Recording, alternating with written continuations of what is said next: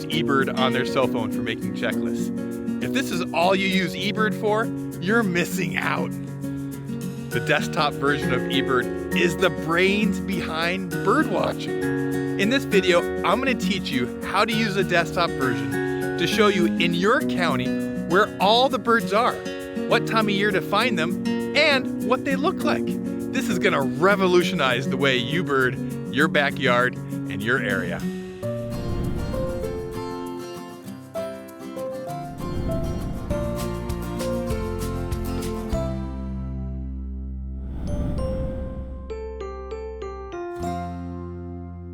All right, eBird.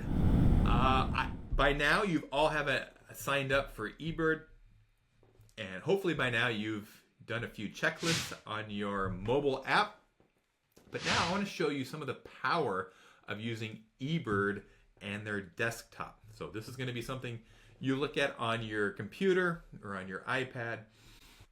And I'm going to show you the navigation tips, starting with your county and then going through the illustrated checklist. So follow along with me as I go through eBird on my computer. All right, so here's eBird's desktop version, ebird.org. Looks like this. You go ahead and click sign in. And the first thing you'll see is your statistics for your eBird account. How many species you've seen in your lifetime, how many checklists you've submitted. That's total complete checklists, or right here, there's also incidental and incomplete checklists. We'll talk about those later. How many species with photos you've submitted, with audio, and then there's a streak. How many days in a row have you submitted a checklist? My best ever was 220 days. I'm currently on a 39-day streak. All right, and then there's a photo of the day. This keeps changing. Usually it's a top-ranked photo. But if you go up to Explore, here's what I want to show you. And we're going to find your area. So this is where you're going to enter in your county. So my county is Prince Edward, Ontario. And each county in the US, Canada, or region in foreign countries has their own page. So this is Prince Edward, Ontario. I could also click this Ontario and it would take me to the Ontario page, or I could click this and it would take me to the Canada page. So first thing you see in your county is all of the sightings. These are all the recent sightings and the recent person. So, oh, look, there's me. Last night I saw 2 great horned owls in my backyard. And I posted that up, I don't know, at 6 p.m. or so last night. So looking at Prince Edward, for instance, there have been all-time 352 species seen in my county. And there's 2,045 eBirders that have submitted a checklist from my county, and 110 hotspots. All right, we're going to keep navigating here. And you'll see for the last week or so, in the last 7 days, here are the pictures that have been the most top-rated photos. Oh, there's the Iceland gull I saw a couple days ago on there. But what this gives you a tip is, oh, this merganser is swimming in water. So if you're at a place where everything's frozen over, you're going to come to this county's spot to find where other birds are being seen in your area. If you're being frustrated on not seeing birds, come here. Because look, I see that there's open water that Gordon Sheard saw on this red-breasted merganser. I can click on it, and I can go to his checklist. And it says, all right, so last Friday, he saw all of these species on his checklist.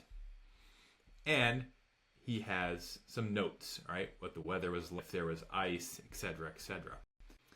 So I hit Prince Edward County to go back to the page. Also on the county page, you see recent visits. You can see, and then the number of species they've seen. So, oh wow, Gordon saw 16 on this day. Barbara saw 12 on this day, and you can kind of go through people's checklists to see where they're birding. Also, a little further down is the top eBirders of your county. And this is all time. So you see Paul McKenzie there. He's seen 286 birds. Paul Jones down to, yep, there's me, 5th all time in my county. You can also, I'll show you a little bit later, see the top 100. Oh, right there. You see top 100 eBirders in your county. And then it highlights where you are. So I'm 5th all time. But you can also check just this year. Show this year's. And there I am, number 2 this year. I've seen 72 species as of first part of February. And the last bird you've seen. Or if you want to look at last year's, you click Other, and then select last year, and it shows you the top 100.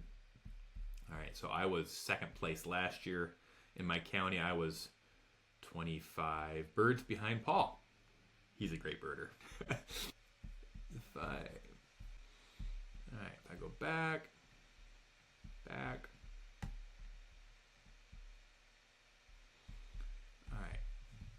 Also on the county site, it shows top hotspots. So what is the top hotspot? And a hotspot is a place where people go to bird. So in our county, there's a bird observatory, which has 310 species seen. And then there's a national wildlife area. So if you're wondering where do people go to see the birds, pick a hotspot. Point Peter, it's also a provincial park. All right. Then, if you look at the sightings, it goes by last seen, which was last night. And it takes a day or so to update faster if you're there's an eBird reviewer that's going through all your sightings and approving them. Depending on how busy they are, your sightings may take upwards of 24 hours to show up here. You can see I saw the great horned owl, and then the previous bird, Gordon, saw a red-tailed hawk. And there's a little icon here. You can just click on it, and it'll just show you the photo that they took. So the most common birds are always at the top. And now we're getting down to, let's see. If I go down to bird number 120, it was last seen, a golden eagle, on November 20th. So it hasn't been seen since then, or hasn't been confirmed since then. And if you go further and further down, the birds get more rare and more rare. So like here, the brown pelican hasn't been seen in our county since 2019. So it's been almost 5 years. So way down at the bottom, if you remember, there was 350 or so birds. The anhinga was last seen in our county over 120 years ago, based on some historical records. All right, so that's kind of cool. And then at the very bottom, this orange sensitive means these birds, they will not give you the location because they are extremely rare or vulnerable species that maybe hunters or photographers want to come find. And like the gyrfalcon, that's popular in the falcon trade. So maybe somebody with bad intentions might follow up on a gyrfalcon sighting and steal it and sell it to the falcon trade. Keep some of these. Cornell uses the information, but they don't share it with the public. So that's what this sensitive means. And then at the bottom, there are birds that aren't considered countable for birding purposes. These are exotic birds that are escapees from people's pets or from aviaries. Birds that aren't typically from Canada. European geese or domestic geese. And then hybrids. Hybrids that aren't considered full species are separated down here at the bottom. And then birds that can't be identified, like swan. This swan species, that SP dot is short for species. Somebody couldn't identify whether it was a tundra or a trumpeter or a mute, so they just put swan spa, they call it, or species, and put it here. So that's all at the bottom. So I wanted to show you this next thing at the very top. It's called Illustrated Checklist. If you click on this, if you click on the Illustrated Checklist, this is a very valuable page to explore. All right, it shows you of the 352 species, there's been 300 that have been documented with a photo. So that tells me right away there's 52 birds that have never been photographed or at least uploaded into eBird. And so I'm trying to think, all right, now if I find any, I'm going to want to upload it. That helps science. It also gets my name and my photo up there for everyone to see. So this illustrated checklist, as the name implies, illustrates or shows the photograph of every species. And this is the photo taken in this county, and they choose the photo that has the highest number of likes or views or highest rating. So like if I click on it, this is the snow goose that Paul took. It has 4 ratings of 5 stars. So if there was another snow goose photo that had 5 5-star views, it would replace this as the top photo for your county of that species. I know people like keeping track of how many top photos they have. I'm not a very good photographer, so I think there's only one of my photos on here. But the other important thing to watch is this bar chart. So this shows 12 months of the year, and it shows the red line of where we are right now, and it shows the frequency of this bird being seen. So the black-bellied whistling duck is very rare in our area. It's never been seen outside of July and August. So these are blank. So there's no line here, means it's never been seen. And then as that line gets thicker, it is more common. So right here it says, during this week in July, the black-bellied whistling duck is only going to be shown as a frequency. 3.2% of the checklists in July in our county would have this bird. Now let me go to a more common bird, like say a Canada goose. All right, so a Canada goose, you can see that there's records in every month of the year. So I can tell you that the goose is always seen year-round in our county, and most common in March, April, May. It's on, looks like 54% of the checklists in our county will have a goose on it. So very common, very common. The mute swan, also very common. Trumpeter swans, tundra swans, not as common as the mute.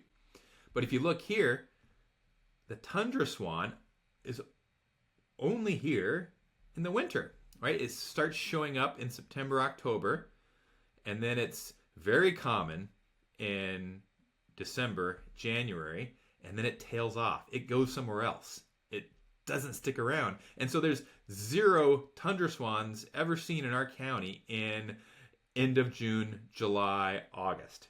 All right? So if you see a swan in July and August, and it's either a trumpeter or a tundra, just based on frequency, it's going to be a tundra, right? They're not very common, but they do breed here.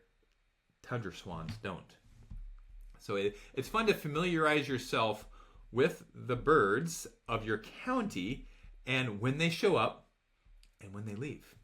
So like the American widgeon, I haven't seen any yet this year. But if I look at this chart, guess when it's going to start showing up? Right about now. And its high point is in March, April. So that's when the widgeons are going through my county. I'm not going to scroll through here, but there's going to be some homework assignments for you to go through this list so when you know what birds are coming and going in your county. All right, so go explore the illustrated checklist, see if any of your photos are on there, or see if you've got photos. Oh, look right here. Photo needed. Gray partridge. Nobody's ever photographed it in my county. Oh, hey, there's my one photo. A ring-necked pheasant right there. I saw that. It's a beautiful pheasant.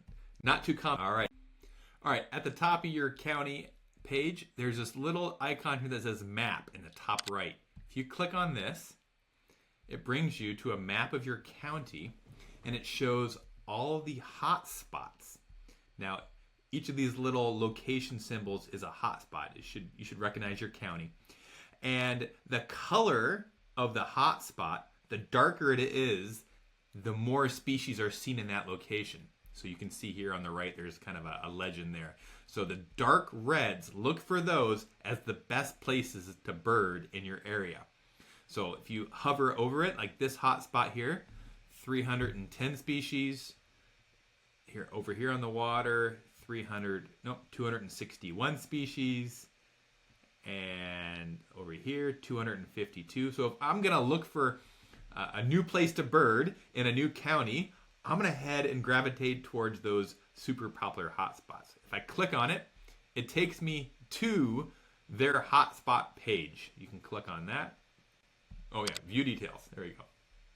And then it opens up its own page, which is very similar to the county page. It has its own sightings list, its own recent visits, recent top photos, and its own top birders.